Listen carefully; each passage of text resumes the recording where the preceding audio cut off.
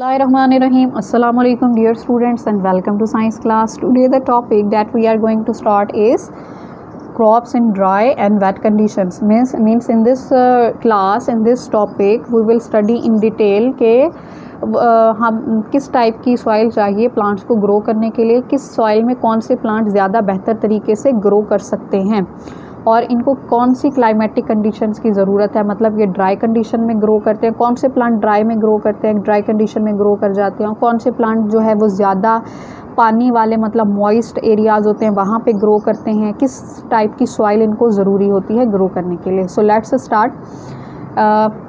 So first topic is crops in the dry and the wait condition. हम पढ़ेंगे सबसे पहले वो फसल जो कि ड्राई मतलब जिसको पानी की इतनी ज़्यादा ज़रूरत नहीं होती है, खुश्क मतलब खुश्क इलाकों में भी वो ग्रो कर लेते हैं, खुश्क कंडीशंस में भी। एंड वेट कंडीशंस मीन वो प्लांट जिनको ज़्यादा पानी की ज़रूरत होती है ग्रो करने के लिए। T plants grow in the moist conditions. मतलब जो टी के प्लांट होते हैं, टी प्लांट मतलब वो प्लांट जिससे आप अपनी मतलब वो चाय की जो हम पत्ती लेते हैं ना, चाय की जो आप पत्ती बोलते हो, तो वो चाय की जो पत्ती होती है वो भी कहाँ से आती है, वो भी उनके भी लीव्स होते हैं, पत्ते होते हैं, मतलब उनके भी प्लांट्स होते हैं। वो प्लांट्स से क्या तैयार की जाती है, टी तैयार की जाती है, जो कि आप अपने घरों में चाय बनाने के लिए इस्तेमाल करते हो। तो ये जो टी प्लांट्स होते हैं ये कहाँ पर ग्रो करवाए जाते हैं, सो देख लेते हैं। Therefore the huge plantation of the tea are seen in the hilly areas. What is the meaning of hilly areas? Hilly areas का मतलब होता है बेटा पहाड़ी इलाके। तो इसका मतलब क्या हुआ कि टी प्लांट्स जो हैं वो हिली एरियाज़ में ग्रो करवाए जाते हैं, मतलब वहाँ पे ग्रो होते हैं। पर वहाँ पर ये क्यों ग्रो होते हैं? क्वेश्चन इज़ दिस, क्वेश्चन है कि भाई हिली एरियाज़ में क्यों ग्रो होते हैं। हिली एरियाज़ में ग्रो इसीलिए होते हैं क्योंकि वहाँ पर बारिश ज़्यादा होती है, बिकॉज और इनको ज़्यादा पानी की ज़रूरत होती है। Where it is rains a lot, जहाँ पर ज़्यादा बारिश हो वहाँ पर हिली एरियाज़ में बारिश ज़्यादा होती है, तो इसीलिए ये टी प्लांट्स जो हैं ये वहाँ पर ग्रो करते हैं। और दूसरे क्या हैं, plants like the dates can grow in the very dry conditions. और जैसे हमारे पास प्लांट्स हो गए, जैसे डेट्स है, डेट्स मतलब खजूर के जो प्लांट होते हैं उनको ग्रो करने के लिए ज़्यादा पानी की ज़रूरत नहीं होती है। वो ड्राई कंडीशन, ड्राई मतलब खुश्क साली या मतलब खुश्क जो कंडीशन होती हैं, खुश्क मौसम, उसमें भी वो ग्रो कर जाते हैं, उनको पानी ज़्यादा नहीं चाहिए होता है। तो डेट्स जो हैं वो कम पानी के साथ भी ग्रो कर जाती हैं, जबकि जो टी के प्लांट्स होते हैं उनको ग्रो करने के लिए ज़्यादा पानी की ज़रूरत होती है, इसी वो हिली एरियाज़ में पाए जाते हैं। Now the types of soil for different crops. अब हम पढ़ेंगे डिफरेंट टाइप की soil for the different type of crops. Different क्योंकि हर जो क्रॉप है वो हर सॉइल में ग्रो नहीं कर सकती है। डिफरेंट क्रॉप्स को ग्रो करने के लिए डिफरेंट टाइप की सॉइल की नीड होती है। सो लेट्स सी कि कौन सी क्रॉप जो है वो कौन सी सॉइल में ग्रो करती है। Different plants need the different types of soil. Different plant को नीड होती है डिफरेंट टाइप की सॉइल की ग्रो करने के लिए।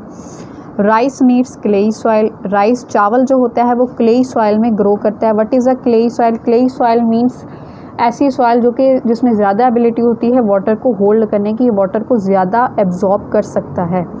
Wears the wheat grows well in the sandy and the irrigated soil. जबकि जो गंदम होती है वो सैंडी सॉइल में ग्रो करती है। सैंडी सॉइल अब कौन सी होती है? मोस्टली डेजर्ट एरिया जो होते हैं वहाँ पर जो सॉइल होती है वो हम सैंडी सॉइल उसको बोलते हैं, क्योंकि ये जो सैंडी सॉइल होती है इसमें एबिलिटी नहीं होती है किसको एब्जॉर्ब करने की, वाटर को एब्जॉर्ब करने की। ऑपोजिट अगर इसके ले लें तो ये वाटर को एब्जॉर्ब नहीं करती है, बल्कि ये ज़्यादा एब्जॉर्ब कर सकती है किसको? एयर को एब्जॉर्ब कर सकती है। एंड सोरेगम जैसे जवार एंड पर्ल मिल्स जैसे bajra grow in the sandy soil. ये कौन सी सॉइल में ग्रो करते हैं? ये सैंडी सॉइल में ग्रो करते हैं। अब Sandy soil I have explained कि सैंडी सॉइल जो कि ज़्यादा एयर को एब्जॉर्ब करती है ना कि वाटर को। Coconut grows in the sandy soil. Coconut जो होता है वो सैंडी सॉइल में ग्रो करता है। नियर द कोस्ट, कोस्ट मतलब साहिली इलाके, देख लें coconut in the sandy soil along the coast. साहिली इलाकों पर ज़्यादातर कोकोनट पाए जाते हैं, वहाँ पर ये ग्रो करते हैं। Like in the dispersion of water में हमने पढ़ा था कोकोनट के बारे में, और उसमें भी हमने यही पढ़ा था कि कोकोनट जो होता है वो क्या करता है, कहाँ पर ग्रो करता है? सी कोस्ट्स के ऊपर, मतलब साहिली इलाकों के ऊपर। Cotton needs the black soil. Cotton को ग्रो करने के लिए कौन सी सॉइल की ज़रूरत होती है? ब्लैक सॉइल की ज़रूरत होती है। So let's see the growing vegetables. Vegetables जो होती हैं वो कैसे ग्रो करती हैं। Vegetables need a lot of constant care, vegetables को नीड होती है किसकी, कॉन्स्टेंट केयर की नीड होती है। They have to be watered regularly, हमें उन्हें डेली पानी देने की भी ज़रूरत होती है।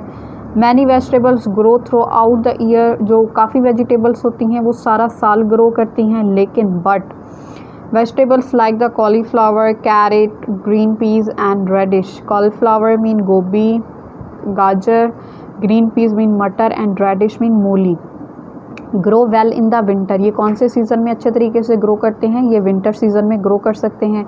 On the other hand vegetables like the gourd, brinjal and okra are mostly grown in the summer. अगर हम इसका ऑपोजिट देखें तो समर सीज़न में कौन सी वेजिटेबल्स हैं जो कि ग्रो करती हैं, गॉड मीन लौकी, ब्रिंजल मीन बैंगन एंड ओकरा मीन भिंडी। So that's it for today. Inshallah in the next class we will cover the other topic. Till then, Allah Hafiz.